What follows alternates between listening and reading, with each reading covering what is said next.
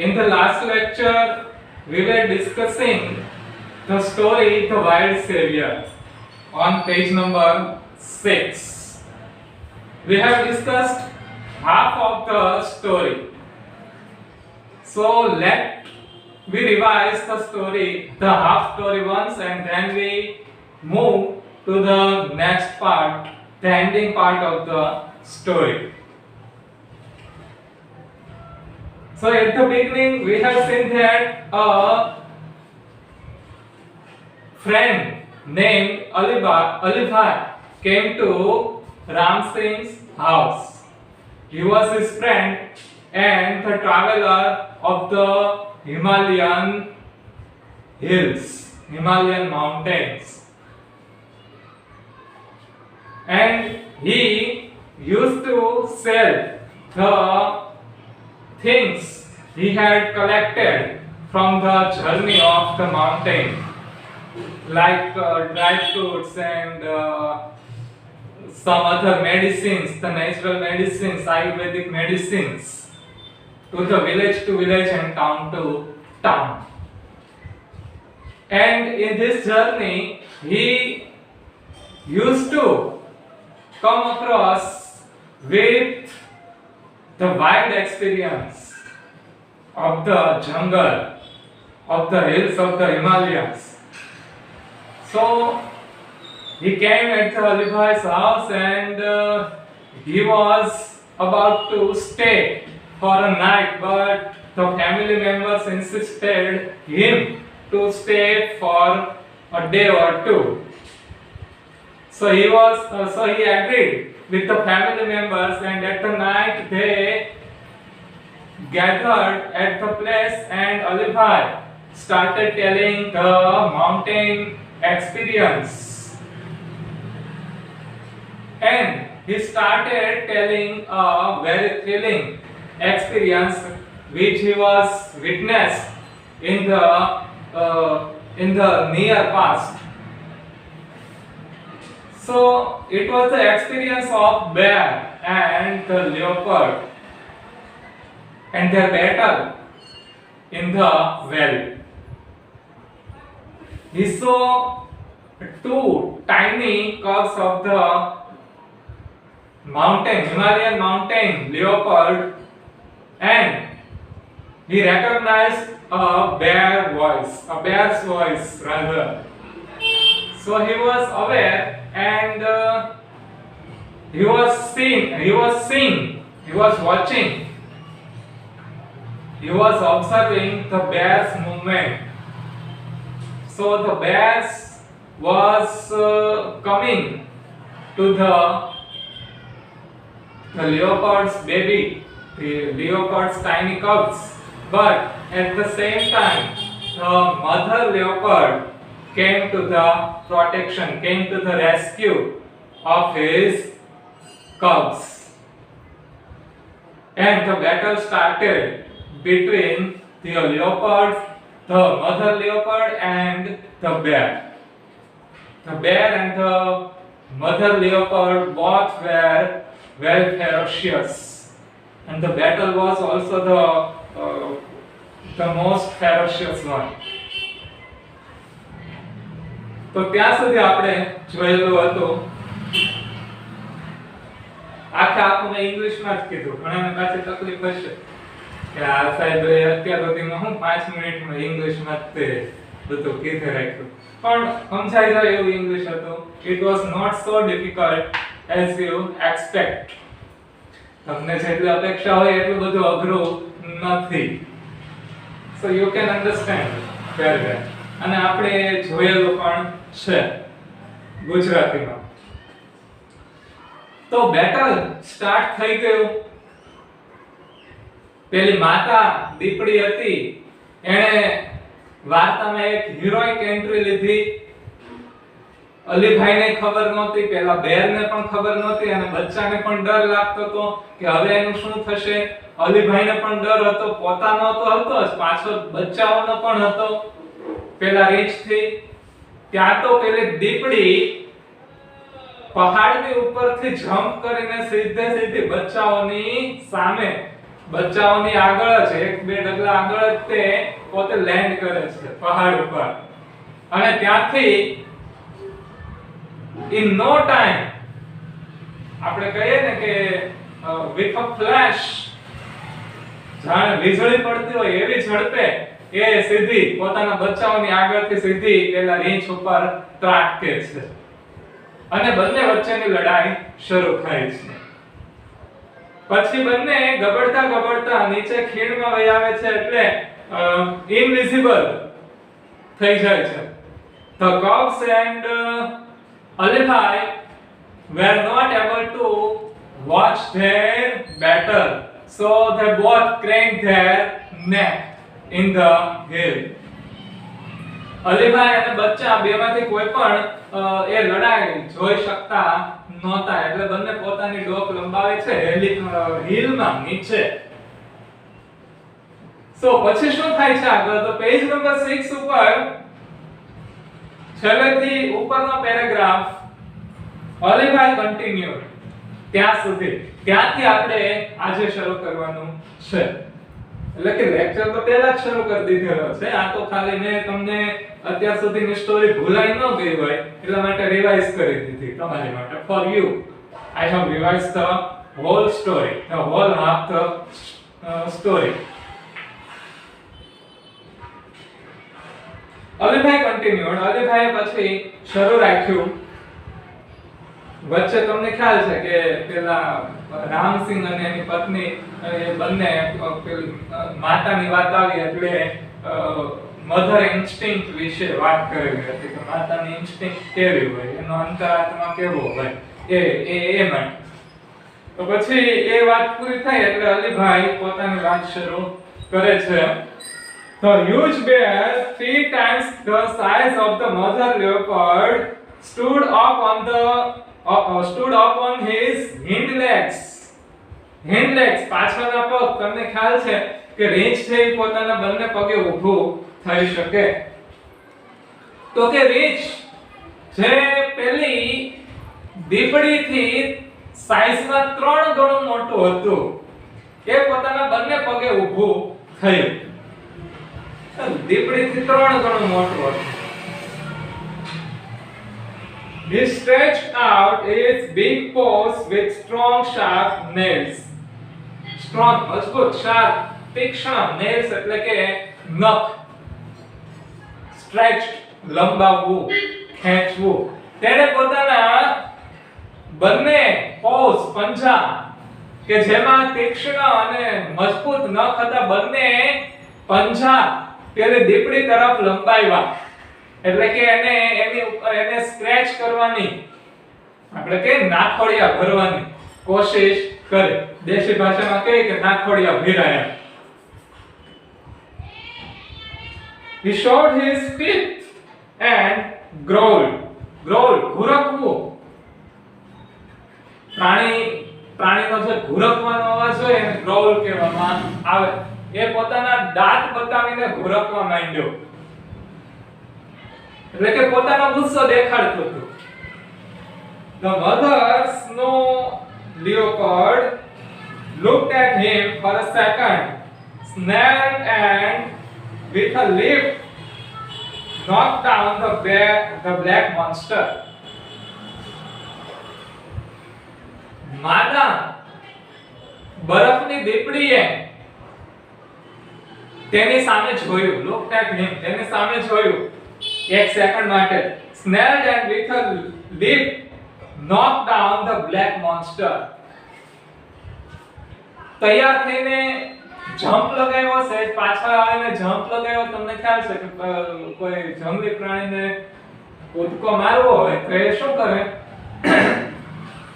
થોડું પાછળ જાય અને પછી આગળ સ્પ્રિંગની જેમ કૂદકો મારે. તો પાછળ ગઈ અને પછી ઠેકડો માર્યો અને પેલા બ્લેક મોન્સ્ટર ને પેલા કાળા જંગલી પ્રાણીને પછાડી દીધું. એટલે જો રીંછ છે એ દીપડી કરતા વધારે શક્તિશાળી હતો, પણ દીપડી છે એ રીંછ કરતા વધારે સ્કિલફુલ હતી. The mother leopard was more skillful than the black huge bear. Comparative ડિગ્રીનો મેં ઉપયોગ કર્યો. તમે પાછા એમ કહો કે સાહેબ આ ટેક્સ્ટ બુકમાં પાછું વ્યાકરણ ક્યાં બધું લાવો છો, પણ હા એ જરૂરી છે, કારણ કે to make you aware about the use of the function of the English language.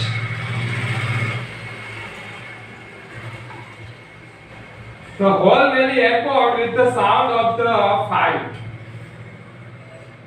આખી ખીણ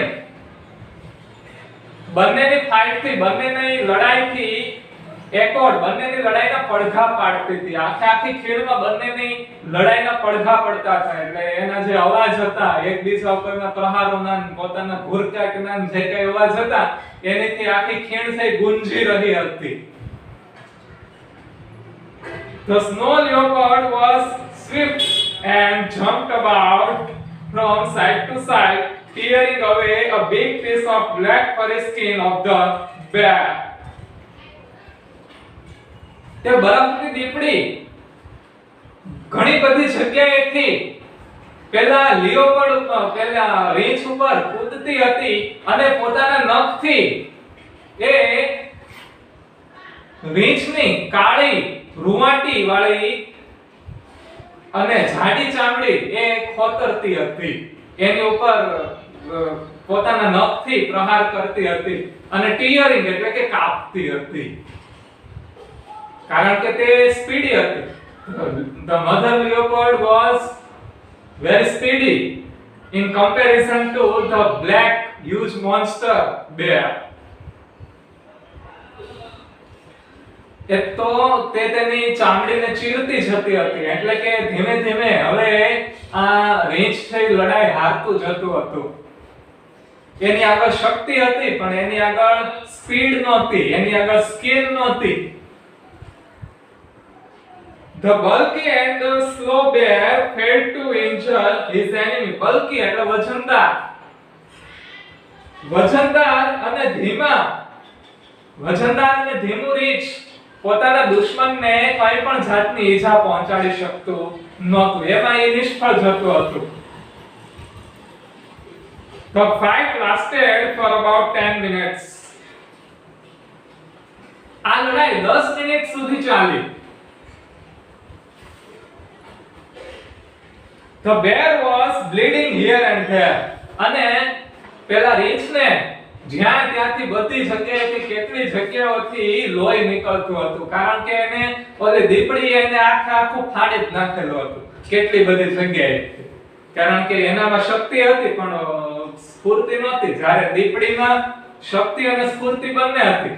શક્તિ જોકે ઓલા જેટલી નહોતી પણ સ્ફૂર્તિ બહુ વધારે હતી, એટલે ઓલું તેનો સામનો કરી શકે એમ હતું નહીં. Whenever the leopard attacked, the bear lifted his huge paws to cover his face. જ્યારે દીપડી પ્રહાર કરતી હતી ત્યારે પેલું મોટું રીંછ પોતાનો ચહેરો છે એ કવર કરી લેતું હતું, પોતાના પંજાથી ઢાંકીને. તમને ખ્યાલ છે કે રીંછ છે એને પોતાના પંજાથી મોઢું ઢાંકવાની બહુ આદત હોય. પોતાના ઉપર જ્યારે હુમલો થાય ત્યારે પોતાનું મોઢું ઢાંકી લે, કારણ કે બીજું તો કઈ કરી ન હોય, કે દોડી ન હોય, કે પ્રહાર બહુ વધારે ન કરીએ, કે કારણ કે શરીર છે એ બહુ વજનદાર હોય.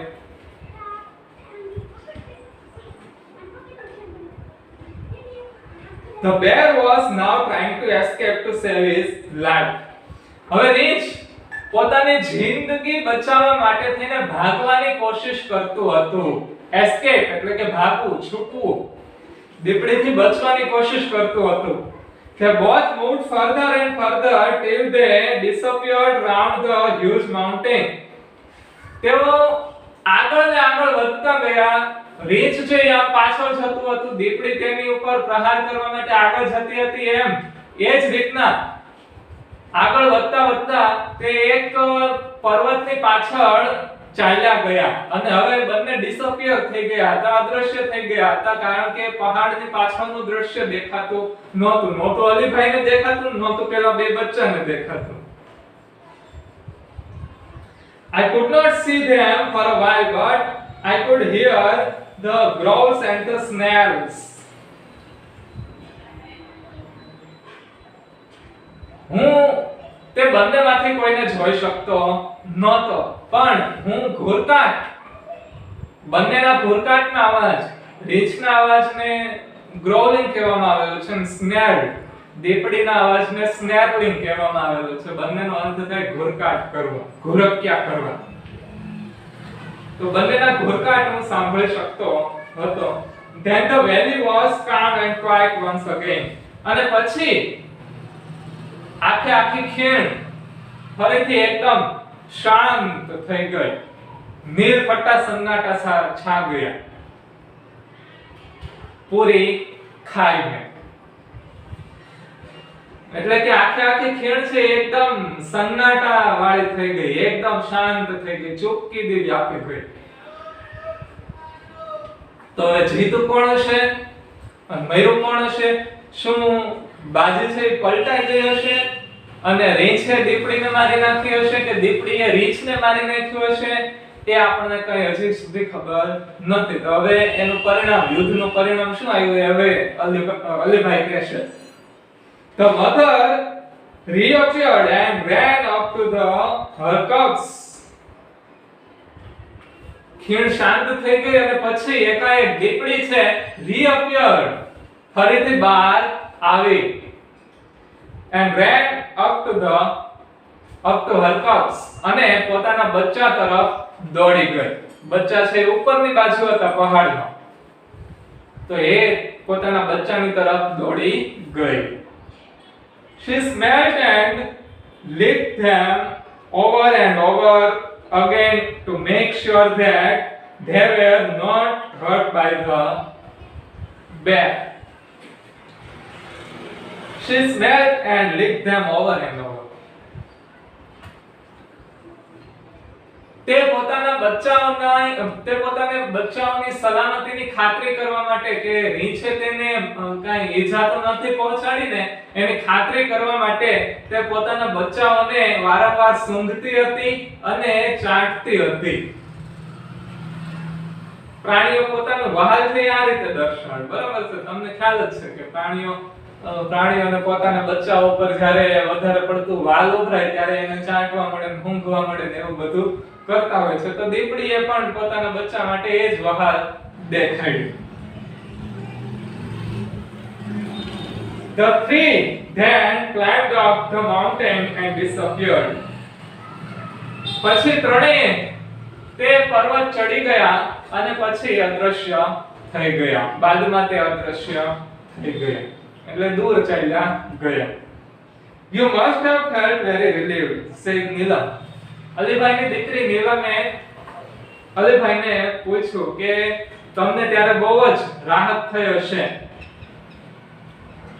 એટલે હવે આપણને ખબર છે કે પેલું રીંછ છે એને કાં તો દીપડીએ પૂરું કરી નાખ્યું, કાં તો એની ઉપર દયા ખાઈને જવા દીધું, એ ભાગી ગયું.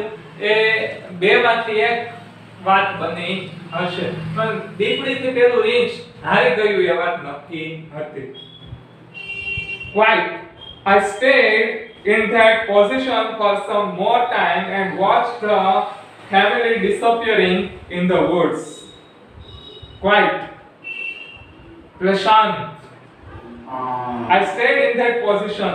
હું તે સ્થિતિમાં શાંત રહ્યો થોડી વાર માટે, for some time, થોડી વાર માટે હું એ સ્થિતિમાં શાંત રહ્યો and watched the family disappearing in the woods.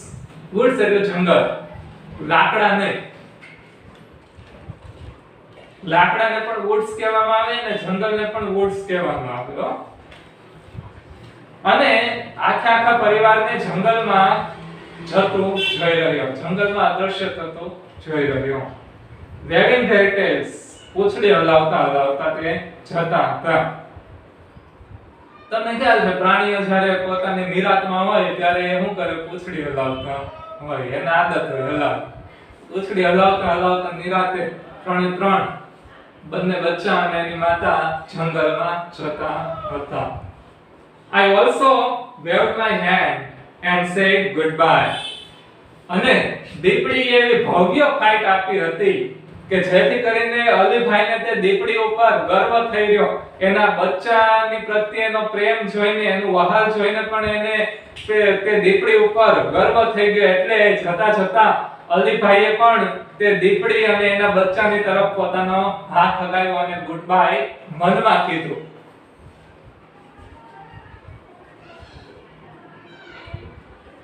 But what happened to the bear? asked Arjun eagerly. પણ અર્જુને, નીલમના નાના ભાઈ અર્જુને પૂછ્યું આતુરતાથી. eagerly એટલે કે આતુરતા. અર્જુને આતુરતાથી અલીભાઈને પૂછ્યું, but what happened to the bear? પણ પેલા રીછનું શું થયું? God knows. અલીભાઈએ કીધું, એ તો ભગવાન જાણે, ઈશ્વર જાણે એનું શું થયું હોય. All I know is that the coming of the bear was a blessing for me because it really saved me. હું ફક્ત એટલું જાણતો હતો કે તે રીછનું આવવું એ મારી માટે તો આશીર્વાદ રૂપ જ હતું. અને રીછને લીધે હું બચી ગયો. કારણ કે જો એ રીછ ન હોત તો પેલી દીપડીનું ધ્યાન, પેલી દીપડી કોને સૂંઘી લે? અલીભાઈને. એટલે અલીભાઈને પેલી દીપડીથી ભય હતો. જો રીછ ન આવ્યું હોત તો, રીછ આવ્યું એટલે દીપડીનું ધ્યાન તેની તરફ ગયું. રીછ પેલા એના બચ્ચાઓને ઈજા પહોંચાડવાનું હતું એટલે દીપડીનું ધ્યાન એ રીછ તરફ ગયું અને એની સાથે લડાઈ પર ઉતરી આવી. I thank God for saving the cubs and me too. બચ્ચાઓને અને મને બચાવવા બદલ મેં ભગવાનનો આભાર માન્યો, મેં ઈશ્વરનો આભાર માન્યો. અને અહીંયા અલીભાઈ પોતાનો આ થ્રિલિંગ એક્સપિરિયન્સ પૂરો કરે છે અને આ સાથે જ તે આપણું આ પહેલું યુનિટ પૂરું થાય છે. હવે આવતા લેક્ચરમાં હું નક્કી કરી લઈશ લ્યો ને કે આપણે બીજું યુનિટ શરૂ કરવાનું છે કે ત્રીજું. એ હું તમને આમ તો આવીશ ત્યારે ખબર તો પડી જ જશે, પણ લેવાની છે ટેક્સ્ટ બુક જ, એટલે ટેક્સ્ટ બુક સાથે રાખજો. અહીંયા આપણે આજનું રાખીએ છીએ, પણ એ જતા જતા પહેલા એક વાત કે પાઠનો સાર એ છે, આ વાર્તાનો સાર એ છે કે કોઈ પણ માણસની પાસે શક્તિ વધારે હોય, પોતાનું કદ ઊંચું હોય, એનાથી તે પાવરફુલ અથવા તો તે પોતે વર્ચસ્વ વાળો નથી બની જતો. વર્ચસ્વ અને શક્તિ એની જ પાસે હોય કે જે વ્યક્તિ તેની શક્તિનો સદુપયોગ કરવાનું જાણતું હોય, પોતાની શક્તિને કઈ રીતે ઉપયોગ કરવી એ જાણતું હોય. જો અહીંયા રીછની પાસે શક્તિ તો હતી, પણ એનો ઉપયોગ કરતા આવડતું નહોતું. જ્યારે અહીંયા દીપડી હતી એ એની કરતા કંઈક ઘણી નાની હતી, રીંછ તો એની કરતા 3 ગણું મોટું હતું. પણ દીપડીની પાસે પોતાની શક્તિનો ઉપયોગ કરવાની આવડત હતી, એની પાસે સ્કિલ હતી. એણે પોતાના માઇન્ડનો ઉપયોગ કર્યો કે આને હરાવવું તો કઈ રીતના હરાવવું, કારણ કે સીધી રીતે એને ન પહોંચી શકે, એટલે એણે પોતાની સ્પીડનો ઉપયોગ કર્યો અને પોતાના મોટા દુશ્મનને પણ પરાજય આપ્યો. શું થયું, મારી નાખ્યો કે જવા દીધું, એ તો આપણને ખબર નથી. પણ દીપડી અહીંયા આ ફાઇટ જીતી જાય છે. અને ફાઇટ હંમેશા શક્તિથી જીતાતી નથી. માઇન્ડ, બુદ્ધિ, ચાલાકી અને આવડત પણ જરૂરી છે. આનાથી એ વાત પુરવાર થાય. તો અહીંયા સુધી આપણે આજે રાખીએ છીએ. હોમવર્કમાં તમને શોર્ટ નોટ છે, આની એક જ છે, મળી જશે.